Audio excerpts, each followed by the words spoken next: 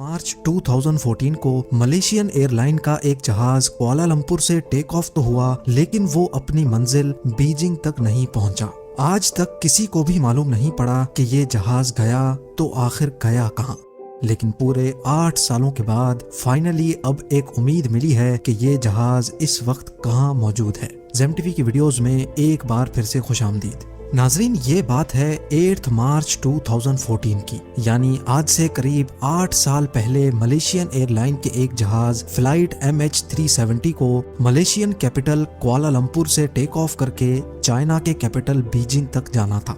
इस फ्लाइट में 2 pilots, 10 cabin crew और 227 पैसेंजर्स मौजूद थे, जिनमें से ज्यादातर पैसेंजर्स का ताल्लुक चाइना से था। दोनों पायलट्स इंतहाई एक्सपीरियंस थे, जिनमें से 53 साल के कैप्टन ज़ाहरी अहमद शाह को 33 साल का फ्लाइट एक्सपीरियंस था, जबकि 27 साल के को पायलट फारिक अब्दुल हमीद एक जूनियर पायलट थे, जिनको 7 साल का फ्लाइट एक्सपीरियंस था। अगर इस प्लेन की बात की जाए तो 11 साल पुराना ये बोइंग 777 जहाज था, जिसमें ना ही किसी किस्म की कोई प्रॉब्लम थी और ना ही पास्ट में ये जहाज किसी मैकेनिकल या इलेक्ट्रिकल हादसे का शिकार हुआ था। बताने का मेन मकसद सिर्फ इतना है कि ये मलेशिया और चाइना के दरमियान चलने वाली एक बिल्कुल नॉर्मल फ्लाइट थी, जो रोजाना 5 घंटे और 34 मिनटों की परवाज करके मलेशिया से चाइना या फिर चाइना से वापस मलेशिया जाती थी। लेकिन आज का दिन इस फ्लाइट के लिए किसी भी तरह नॉर्मल नहीं था, बल्कि ये एबनॉर्मल से भी काफी बढ़कर कुछ था। बेशक फ्लाइट MH370 को सिर्फ 5 घंटे और 34 मिनटों के लिए परवाज करनी थी, लेकिन टेक ऑफ से पहले इसमें जरूरत से ज्यादा फ्यूल डाला गया, जिससे वो 7 घंटे 41 मिनट तक फ्लाई कर सकती थी, यानी अपनी रिक्वायरमेंट से भी 2.25 घंटे ज्यादा। ऐसा करना भी एयरलाइंस की एक रूटीन प्रैक्टिस होती है, ताकि अगर प्लेन को खराब मौसम या किसी इमरजेंसी में कहीं और डाइवर्ट किया जाए तो उसके पास एक्स्ट्रा फ्यूल मौजूद हो। Delivery Malaysian 370, good morning. Malaysian 370, stand by. Malaysian 370, request level. 370, we are ready, requesting flight level 340 to Beijing.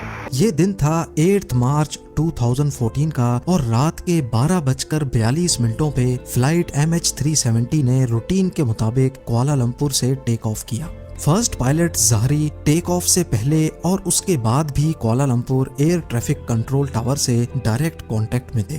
Take off करते ही जहाज ने अपनी डायरेक्शन साउथ चाइना सी की तरफ कर दी और ठीक 20 मिनटों के बाद, यानी रात के 1:09 पर जहाज में लगे ट्रांसपोंडर ने अपनी current GPS location Kuala Lumpur air traffic control tower के रडार को भेज दी। ये ट्रांसपोंडर का ऑटोमेटिक फंक्शन होता है, जो हर थोड़े टाइम के बाद अपनी करंट लोकेशन करीबी रडार्स तक पहुंचाता है। अभी तक तो सब कुछ ठीक प्लान के मुताबिक चल रहा था। इसके ठीक 10 मिनटों के बाद, यानी रात के 1:19 पर जब flight MH370 Malaysian air jurisdiction से निकलकर वियतनाम की एयर जुरिस्डिक्शन में जाने लगी, तो कुआलालंपुर के कंट्रोल टावर ने आखिरी बार फर्स्ट पायलट ज़ाहरी से कांटेक्ट किया और ये अल्फाज बोले। Malaysian 370. Malaysian 370, contact Ho Chi Minh 120.9. Good night. Good night, Malaysian 370.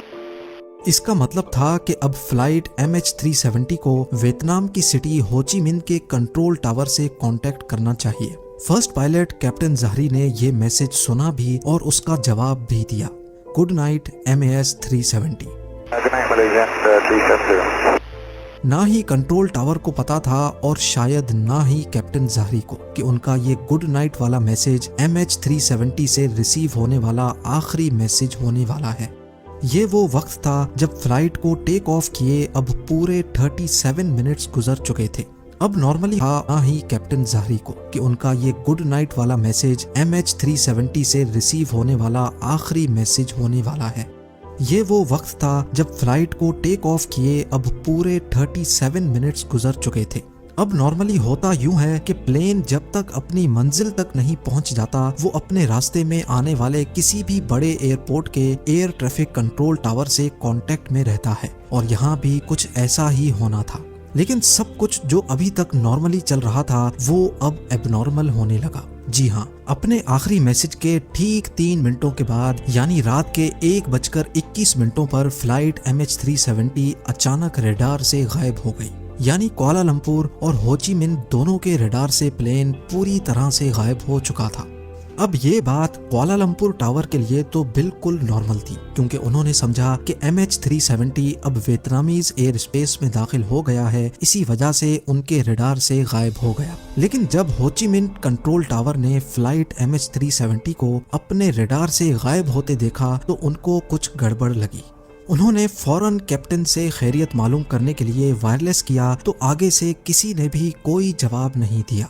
अगले 18 मिनटों तक हो ची मिन्ह टावर MH370 से कांटेक्ट करने की कोशिश करता रहा, लेकिन कैप्टन की तरफ से फिर भी कोई जवाब नहीं आया। और तभी हो ची मिन्ह टावर ने कुआलालंपुर टावर से कांटेक्ट किया और उनको सिचुएशन से अपडेट किया। अब नॉर्मली इस कंडीशन में 1 घंटे के अंदर अंदर रेस्क्यू सेंटर को इन्फॉर्म करना होता है, लेकिन कुआलालंपुर कंट्रोल टावर ने पूरे 4 घंटों के बाद एरोनॉटिकल रेस्क्यू कोऑर्डिनेशन सेंटर को इन्फॉर्म किया और तब तक बहुत देर हो चुकी थी। सुबह के 6:15 हो चुके थे और यही वो टाइम था जब MH370 को बीजिंग में लैंड करना था। एक उम्मीद थी कि शायद जहाज अपने वक्त पर बीजिंग लैंड कर जाए, लेकिन वहां से भी कोई अच्छी खबर नहीं आई। खैर, सुबह के 6:32 पर ठीक उस जगह जहां से प्लेन गायब हुआ था वहां एक सर्च ऑपरेशन स्टार्ट किया गया, जिसमें 7 कंट्रीज की 34 शिप्स और 28 एयरक्राफ्ट्स ने फ्लाइट MH370 को गल्फ ऑफ थाईलैंड और साउथ चाइना सी के बॉर्डर पे ढूंढना शुरू किया। लेकिन बदकिस्मती से वहां प्लेन का नामो निशान तक ना मिला। इस वक्त तक पूरी दुनिया को इस हादसे का पता चल चुका था। टीवी, न्यूज वेबसाइट्स और सोशल मीडिया सबके सब सिर्फ यही खबर दिखा रहे थे। इस दौरान कई मुल्कों की इन्वेस्टिगेशन टीम्स भी सर्च ऑपरेशन का हिस्सा बन गई। प्लेन का अचानक तमाम रडार से गायब हो जाना वाकई किसी को भी हजम नहीं हो रहा था, और अगर वो इस एरिया पर समंदर में क्रैश भी होता तो इतना बड़ा जहाज है, कोई ना कोई चीज तो पानी पर तैरती हुई जरूर नजर आनी चाहिए थी। अगले पूरे 4 दिनों तक ये सर्च ऑपरेशन चलता रहा, पर कहीं से भी कोई अच्छी खबर ना मिल सकी। लेकिन फिर चौथे दिन एक खबर आई जिसने तमाम रेस्क्यू ऑपरेशन टीम को हिलाकर रख दिया। 8 मार्च को 1:21 पर फ्लाइट MH370 जब रडार से गायब हुई थी तो वो सिविलियन रडार से गायब हुई थी, लेकिन मलेशियन मिलिट्री के एक रडार पे वो अगले 1 घंटे तक शो होती रही। और उसके बाद जो कुछ हुआ वो कुछ यूं था। सिविलियन रडार से गायब होने के बाद जहाज ने चंद मिनटों के लिए राइट पे जाना शुरू किया और फिर यू टर्न करके वापस मलेशिया की तरफ टर्न किया। पूरे 31 मिनटों के बाद जहाज ने मलेशिया के शहर पिनांग को क्रॉस किया और फिर मलाका स्ट्रेट की तरफ टर्न कर गया। आखिरी बार जहां तक मिलिट्री रडार की रेंज थी, फ्लाइट MH370 को इंडियन ओशन के इस पॉइंट तक डिटेक्ट किया गया और इस वक्त रात के 2:22 हो रहे थे। अब इसके बाद MH370 ना ही मिलिट्री रडार पे शो हुआ और ना ही किसी सिविलियन रडार पे। पूरी रेस्क्यू टीम और इस प्लेन से जुड़ा हर शख्स सिर्फ यही गुत्थी सुलझाने में लगे थे कि प्लेन गया तो आखिर गया कहां। इससे भी बढ़कर जो चीज तंग कर रही थी वो ये थी कि प्लेन ने बीजिंग की बिल्कुल ऑपोजिट डायरेक्शन में शार्प यू टर्न क्यों कर लिया। जो रेस्क्यू टीम पहले गल्फ ऑफ थाईलैंड और साउथ चाइना सी में प्लेन को ढूंढ रही थी, वो अब इंडियन ओशन के इस हिस्से में ढूंढना शुरू हो गई। लेकिन हैरत अंगेज तौर पे यहाँ पर भी प्लेन का कोई अता पता ना मिला।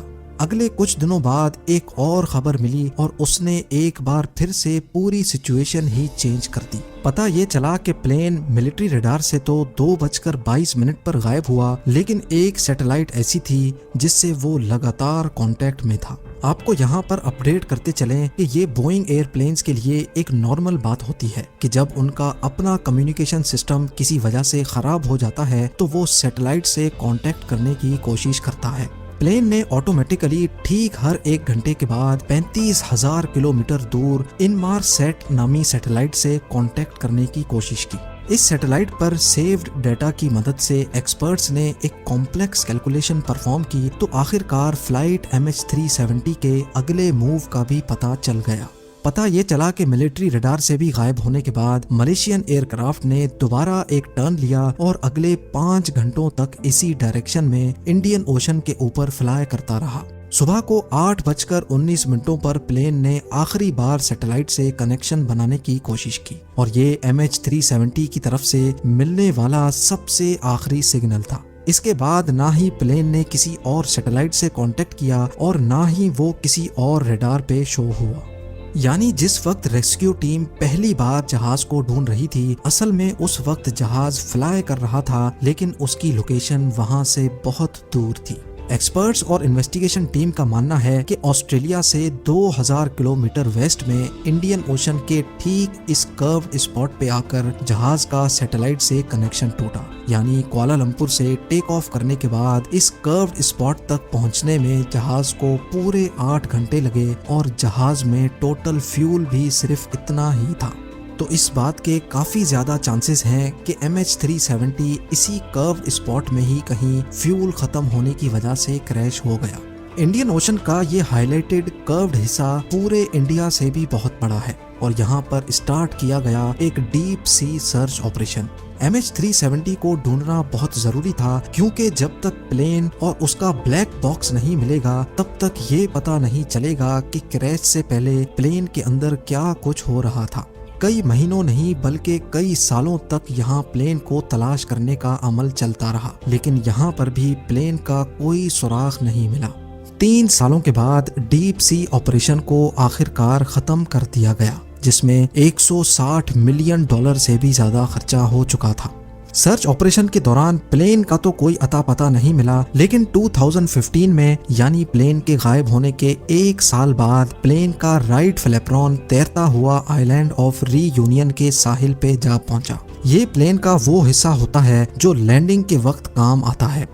मिलने वाले इस फ्लैपरॉन पर जब तहकीक हुई तो एक और खौफनाक हकीकत से पर्दा उठा। एक्सपर्ट्स का मानना है कि जिस वक्त MH370 पानी में क्रैश हुआ उस वक्त ये फ्लैपरॉन एक्सटेंडेड नहीं था और अफसोसनाक तौर पे इसका मतलब ये है कि पानी पे क्रैश होते वक्त जहाज अपनी नोज के बल समंदर में जा गिरा। अगले कई सालों के दौरान प्लेन के कई और हिस्से भी अफ्रीका के साहिल से मिले, लेकिन आज तक प्लेन या उसमें बैठे पैसेंजर्स का कोई सुराग ना मिल सका। मलेशियन फ्लाइट MH370 के अंदर गायब होने से पहले क्या कुछ हुआ ये आज तक किसी को भी मालूम नहीं है। कुछ इन्वेस्टिगेटर्स का शक है कि प्लेन हाईजैक हुआ था, तो कुछ इस बात पर यकीन रखते हैं कि किसी इलेक्ट्रिकल फेलियर की वजह से प्लेन का बाहर की दुनिया से कांटेक्ट टूट गया और ऑक्सीजन की कमी की वजह से प्लेन के अंदर तमाम लोग बेहोश हो गए थे। खैर असल रीजन क्या है ये तो प्लेन के ब्लैक बॉक्स में महफूज रिकॉर्डिंग से ही पता चल सकता है, जो प्लेन के साथ ही इंडियन ओशन में कहीं गायब है।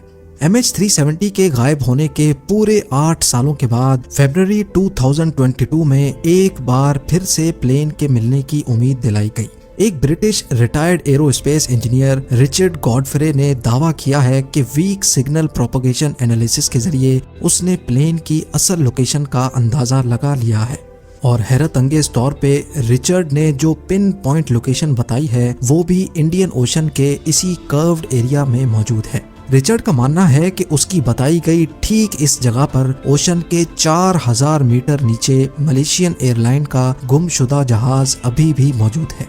ये उतनी ही गहराई है जितना नीचे टाइटैनिक शिप पूरे 74 ईयर्स की कोशिशों के बाद 1985 में मिली थी। अब Malaysian authorities retired aerospace engineer के इस क्लेम को कितना सीरियस लेती है और इस जगह पर एक नया सर्च ऑपरेशन लॉन्च किया जाता है कि नहीं, ये तो वक्त ही बताएगा। उम्मीद है ZEM TV की ये वीडियो भी आप लोग भरपूर लाइक और शेयर करेंगे। आप